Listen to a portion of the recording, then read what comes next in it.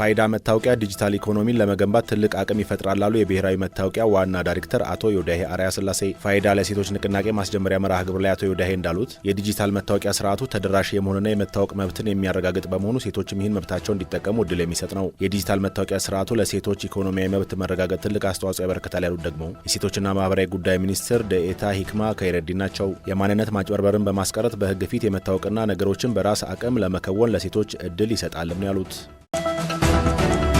የሥነ ምግባር ጥሰት በፈጸሙ 54 የአገልግሎቱ ሰራተኞች ላይ እርምጃ ወስጃለሁ አለ የኢትዮጵያ ኤሌክትሪክ አገልግሎት። የአገልግሎቱ የኮሙኒኬሽን ስራ አስፈጻሚ አንዋር አብራር የተወሰደው እርምጃ 10 የጽሁፍ 37 የደሞዝ 2 ከቦታ የማንሳትና 5 ስንብት መሆኑን አብራርተዋል። ከስራ እንዲሰናበቱ የተደረጉት ሰራተኞች በሥነ ምግባር ጥሰት ምክንያት መሆኑንም እወቁ ብለዋል።